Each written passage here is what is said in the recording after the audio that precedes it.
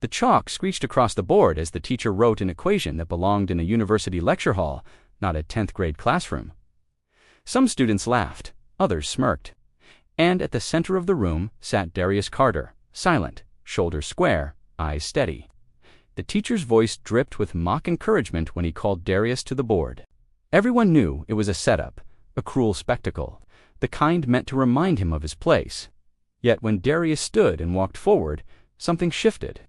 The room did not know why, but it held its breath because what happened next was nothing anyone expected. Before you discover the truth behind this moment, make sure you subscribe to Racism Untold Stories, where we reveal the real battles, hidden courage, and silent victories that the world tries to ignore. Darius Carter grew up in the quiet margins of a loud and restless city, the kind of place where dreams had to push through concrete to breathe. His neighborhood was a patchwork of old brick apartments, worn basketball courts, and corner stores with flickering neon lights that buzzed through the night. It was a place carved by resilience, yet burdened by the weight of expectations that society placed on children who looked like him before they ever had the chance to define themselves. Every morning, Darius woke to the distant hum of traffic and the muffled echoes of early commuters. His apartment was small but filled with the scent of lavender detergent, a smell his mother loved because it reminded her of calm days she rarely experienced. She worked long hours as a nursing assistant, often returning home just as Darius prepared to leave for school. Their conversations were brief but warm. She always touched his shoulder before he left, a silent ritual, a blessing without words. Her exhaustion was visible in her eyes, but so was her pride. He carried both with him like invisible armor. His father existed like a shadow that passed sometimes through their doorway, a man worn by disappointment, always chasing stability that slipped through his fingers. Darius never blamed him, but he learned early that some people loved deeply yet quietly, unable to stay long enough for their love to become structure. That absence left an ache, but it also pushed Darius toward the one thing that never abandoned him: numbers. Mathematics entered his life like a steady friend. While other kids found comfort in cartoons or video games, Darius found comfort in the balance of equations. Numbers were fair. Numbers were honest. They did not care where he came from, what shoes he wore, or how much money was in his fridge. There was a serene certainty in the way problems unfolded, step by step, revealing truth with patience and precision. In a world full of assumptions, math felt like the only place where he was judged solely by his ability and determination. Yet Crestview High was not built to see brilliance in students like Darius. The school was a shiny symbol of suburban ambition. Wide hallways gleamed under polished lights, and bulletin boards displayed photos of smiling students accepted into elite universities. The library had rows of untouched books and computers that loaded instantly. Students arrived in cars that cost more than Darius's entire apartment building. They walked with confidence, not because they were arrogant, but because they had been told their entire lives that the world was ready to receive them. Darius entered that space like an uninvited guest at a party he desperately wanted to belong to, but never felt welcome attending. His clothes came from discounted racks, his backpack had a loose strap he kept tying into knots, and his lunches were simple leftovers from the night before. These details should not have mattered, but they did. They marked him. They made him visible in all the wrong ways and invisible in the ways that counted. From his first day, he felt the subtle separation. Staff members watched him slightly longer than they watched others. Students smiled at him with polite discomfort. Teachers offered help only when he asked twice, sometimes 3 times. They assumed his questions came from confusion rather than curiosity. He felt as if every step he took in that school echoed louder than everyone else's. In most classes, Darius stayed quiet, not because he was unsure of himself, but because he sensed that people did not expect much from him. He had learned the unspoken rules: do not draw too much attention, do not challenge assumptions, do not expect recognition. But in math class, something inside him always nudged him forward. His hand would rise slowly, cautiously, hoping that maybe this time his brilliance would be acknowledged. Then there was Mr. Thompson. Tall, neatly dressed, with a constant expression of tired amusement, he taught mathematics with the confidence of someone who believed he owned mastery itself. He enjoyed applause more than teaching, and his favorite students were the ones whose parents donated to the school or worked in influential positions. He laughed louder at their jokes.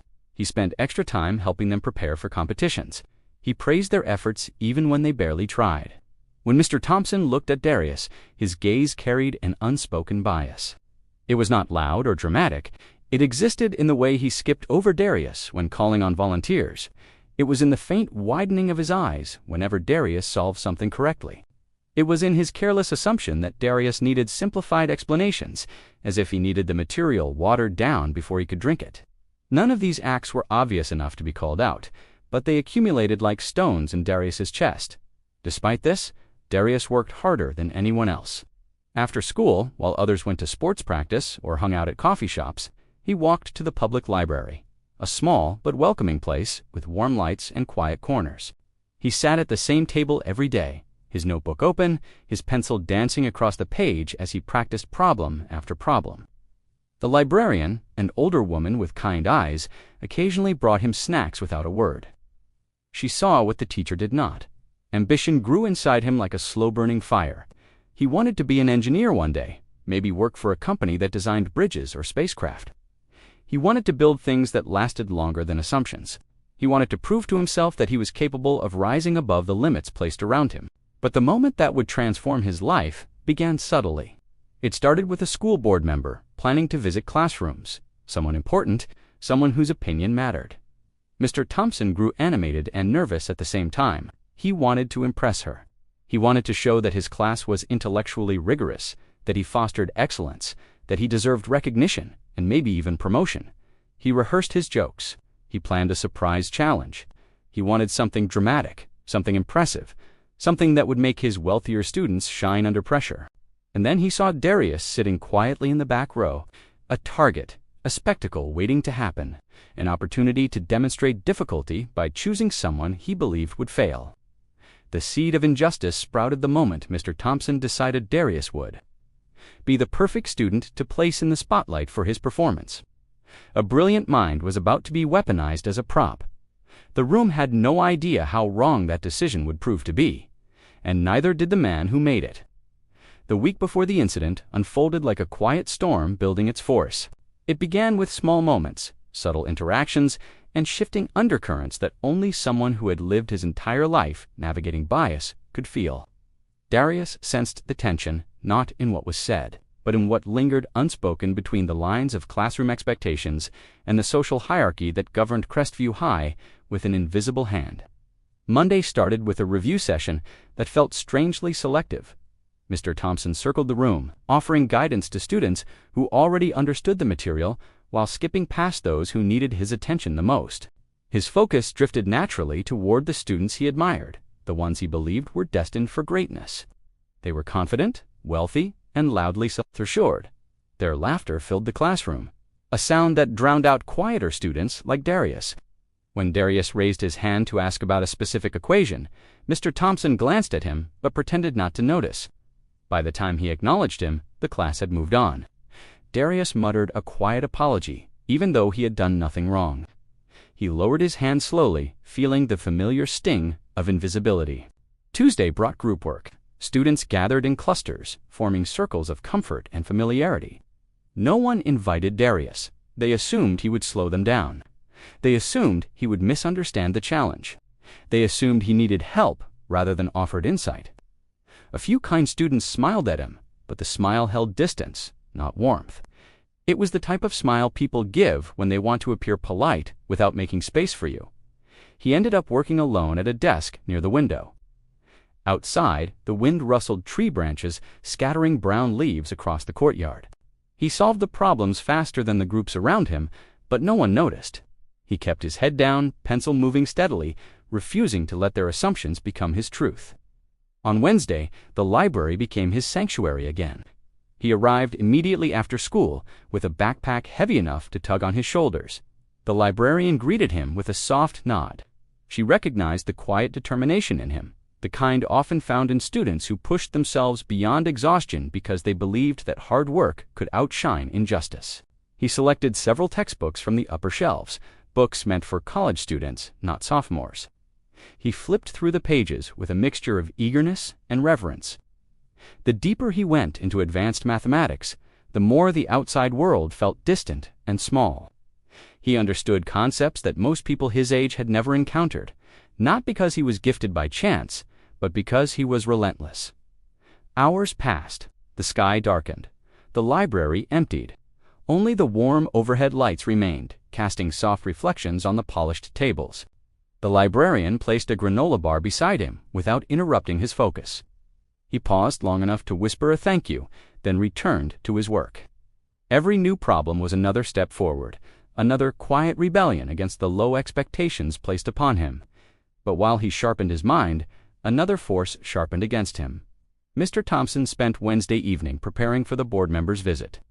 His lesson plan became a performance script. He rehearsed jokes in front of the mirror, practiced expressive gestures, and selected advanced material designed to impress. He wanted to appear inspiring, demanding, and intellectually superior. He wanted recognition. He wanted validation. Deep down, he feared that he was not as exceptional as he pretended to be. That fear often manifested in cruel ways. Thursday arrived, heavy with anticipation. Rumors about the board members' visit circulated throughout the school. Students whispered about upcoming evaluations, possible curriculum changes, and the pressure teachers felt to demonstrate excellence. Mr. Thompson walked into class with a nervous excitement that made the air feel electric. His eyes shone with ambition, the kind that overlooked human consequences in its pursuit of applause. During the warm-up exercise, he observed the class with an intensity they were not used to. His gaze hovered over the high achievers first, then drifted to the students who struggled, and finally landed on Darius. There was something calculating in his expression, a silent decision forming, a misguided confidence that he could use this moment to showcase rigor and authority.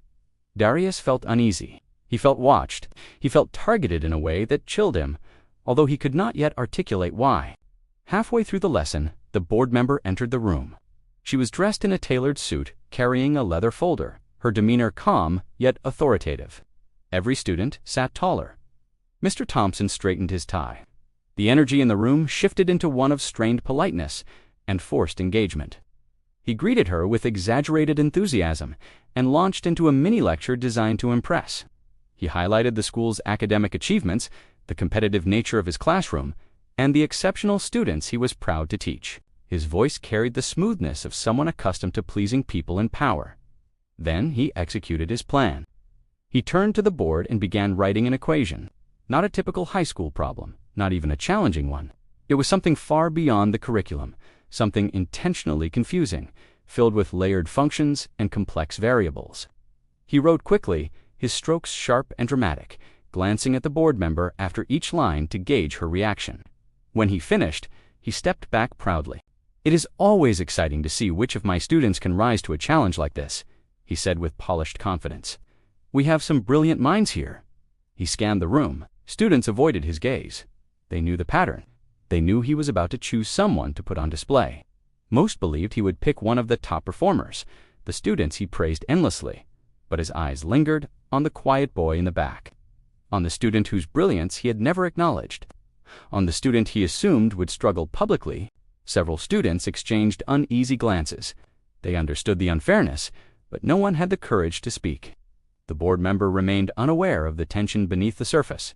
Mr. Thompson called Darius's name with artificial warmth, the kind used to mask something colder. It felt like a spotlight. It felt like a trap. The room stilled. Darius felt his heart thud once, hard enough to shake him, but then something steadier took over. He rose from his seat slowly, like a soldier preparing for a battle he never asked for. Every step to the front felt heavier than the last. His palms tingled. His mind buzzed with a mixture of apprehension and defiance. He stood before the board, staring at the complex equation.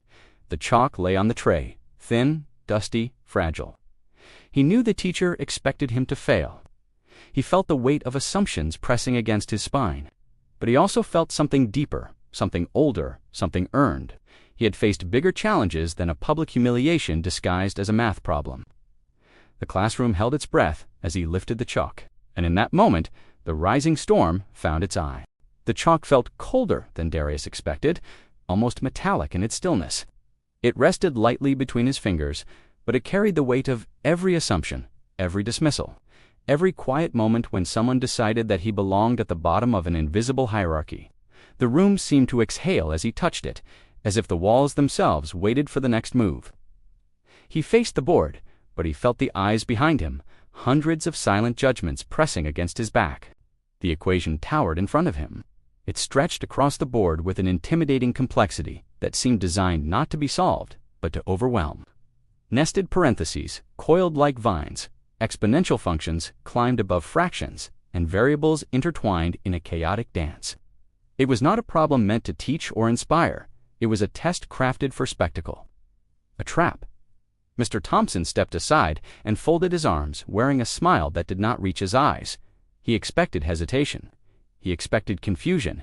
He expected failure. In his mind, Darius was already floundering. He waited for the moment he could step forward, offer a patronizing explanation, and reclaim the center of the stage he believed belonged to him. But Darius simply stared, not in fear, not in panic, but in understanding. The noise in the classroom faded as his mind shifted into a focused silence. It was the same silence he experienced in the library, the same calm that enveloped him when numbers unfolded their secrets. The equation did not intimidate him. It challenged him. It invited him, and he stepped into it with the same quiet determination that had carried him through every moment of his life. He started with the outermost structure, identifying the hidden pattern beneath the chaos. His fingers brushed the chalk as he drew a faint line under the first set of terms, isolating them with deliberate care. He did not rush. He did not hesitate. His movements were steady, confident, precise. The classroom shifted. Students leaned forward. Their earlier smirks faded into curiosity, then confusion. They watched as he unraveled the equation, not from a place of desperation, but from a place of mastery. He continued to break the problem into parts, rewriting expressions, transforming the mathematical landscape until it resembled a familiar terrain. Every stroke of chalk revealed a new layer of clarity. Every simplification erased another layer of the teacher's bias. Mr. Thompson blinked. Once, twice. The expression on his face flickered. Confusion cracked through his composure, like lightning splitting a dark sky. He took one cautious step closer, studying the board, not as a teacher overseeing a student, but as a man trying to understand how this moment had slipped out of his control. The board member's eyes widened slightly. She watched Darius with the quiet intensity of someone witnessing a hidden truth become undeniable. She glanced at Mr. Thompson, as if trying to gauge whether this performance had been orchestrated or if something far more authentic was unfolding. Darius continued writing. His breathing steadied. His world narrowed to the chalk, the board, and the numbers blooming beneath his fingertips. His mind moved like water over smooth stones, flowing effortlessly from one transformation to the next. He saw the problem in layers, in patterns, in elegant structures invisible to those who never looked deeper. Whispers rippled through the classroom. He knows what he is doing. This is insane. How does he understand that? For the first time, the room spoke about him with awe instead of assumption. But Darius did not hear them. He heard only the quiet rhythm of logic clicking into place. It felt like a melody he had carried all his life, a song of clarity and promise. He felt powerful, not over others, but over the doubt that had surrounded him for years.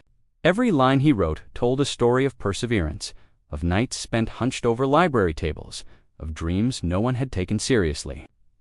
When he reached the midpoint of the problem, he paused, not from doubt, but from awareness. He sensed that something had changed behind him. The silence had become charged, tense, electric. He could feel the shifting attitudes, the awakening recognition that the boy they had overlooked was someone far more capable than they ever imagined. He resumed writing. His steps toward the final solution were not hurried. They were intentional, thoughtful, graceful in their precision. He rewrote the last equation, pulling together the simplified expressions with a fluid ease. The chalk glided across the board, leaving behind a path of truth that no one could deny. The final answer took shape. A clean, elegant solution, correct, precise, impeccable. He placed the chalk down gently, almost ceremonially, as if closing a chapter of his life. His hand lingered near the board for a moment before he stepped back, allowing the room to absorb what they had witnessed. The silence that followed was different. It was not the silence of anticipation or judgment.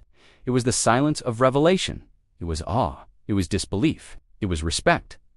Mr. Thompson felt the blood drain from his face. His jaw tightened. His eyes darted between the solved equation and the students absorbing it. He looked trapped, exposed by the very moment he tried to orchestrate for his own benefit.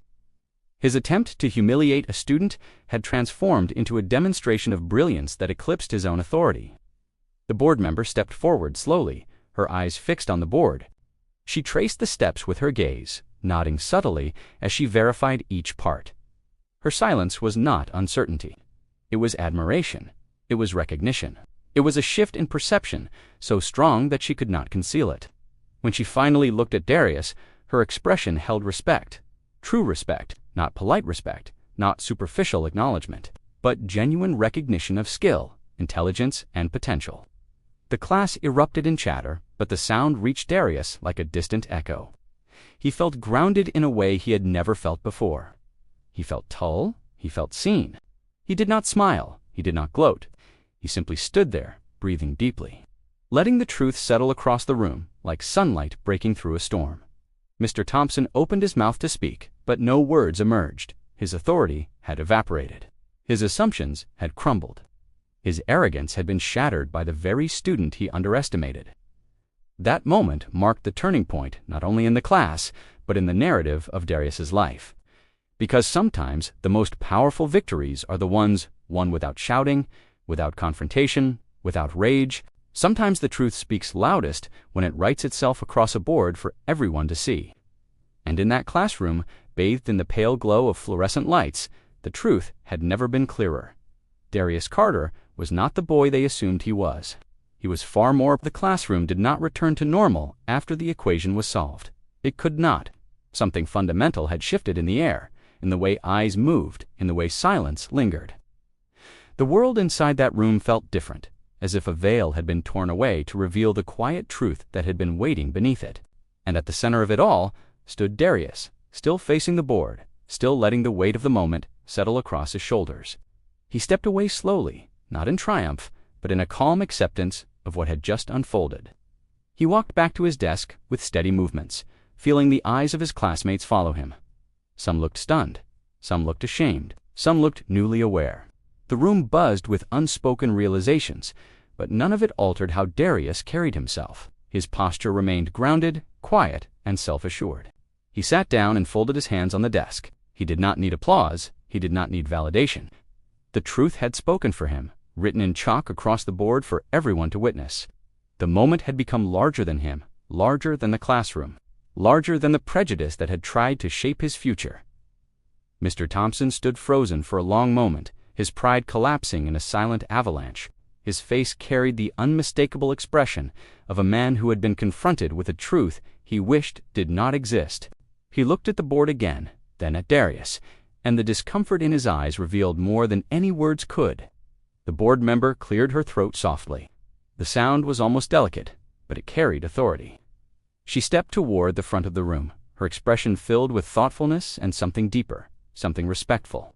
Her gaze moved from the solved equation to the young man who had solved it. She seemed to study him not as a student, but as someone whose future demanded attention. She appeared to understand that the weight of the moment extended far beyond a simple math problem. It was a symbol, a breaking of boundaries, a revelation that demanded accountability. Students exchanged glances as she began writing her notes with deliberate strokes. Her presence felt different now. It felt purposeful. Darius noticed the careful way she underlined certain lines. He noticed the occasional upward tilt of her head as she glanced in his direction. Something in her eyes suggested that she intended to remember what she had seen. The bell rang, but no one moved. It echoed through the tense room, a reminder of time passing in a moment that felt suspended. Then, slowly, chairs scraped back.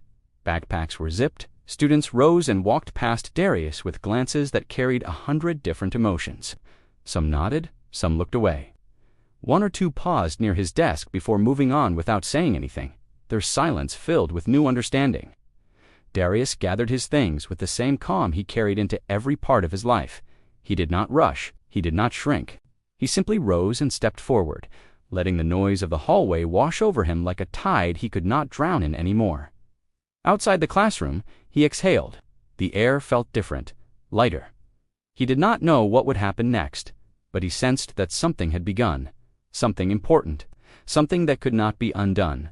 As he walked down the hall, he felt the presence of someone behind him. He turned slightly. It was the board member. She did not speak, but she offered a polite nod. Her eyes held quiet encouragement, the kind reserved for individuals who had just revealed a part of themselves that the world could no longer ignore. She walked past him, but the moment lingered. It left Darius with a strange mix of peace and anticipation, as if the path ahead had just widened. At home that evening, he sat at his small desk beside the window, listening to the soft hum of the neighborhood outside. His textbooks sat open, but he did not read. He stared at the sky instead, watching the way the streetlights painted ribbons of gold across the pavement. He thought about everything that had happened. He thought about the weight of expectations, the burden of assumptions, the quiet way people decided who mattered and who did not. He thought about the teacher who believed he could humiliate him for sport. He thought about the classmates who expected him to fail. He thought about the seed of power that had always lived inside him, waiting for the right moment to reveal itself. That moment had finally arrived, and it had changed more than a single day. It had changed him. He realized that his strength did not come from proving something to others. It came from proving something to himself. He saw now that every hour spent studying in silence, every moment he doubted his own worth, every time he chose perseverance over giving up, had built the foundation for the moment he stood at the board. He understood something deeper, too. The world would not always believe in him. It might never offer him an easy path, but the world could not erase his brilliance. It could not erase his drive. It could not erase the truth. The next morning, whispers spread long before he walked into school. Students talked in hallways, teachers exchanged curious glances. And the story of what happened in room 214 traveled faster than any rumors of conflict or drama. The story of a boy who solved the impossible problem. The story of a teacher who underestimated him. The story of a moment that shifted the atmosphere of the entire school. Darius entered the classroom with the same steadiness as always, but the room received him differently.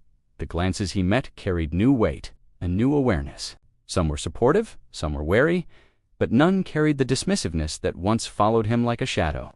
When Mr. Thompson entered, the class quieted. His eyes did not carry the same arrogance. He looked at Darius with unease, mixed with something that resembled the faint beginning of respect. He avoided eye contact at first, but as he began the lesson, his voice held less condescension and more caution. Darius felt none of the tension he once carried. He opened his notebook, picked up his pencil, and began writing. The world around him did not feel smaller anymore.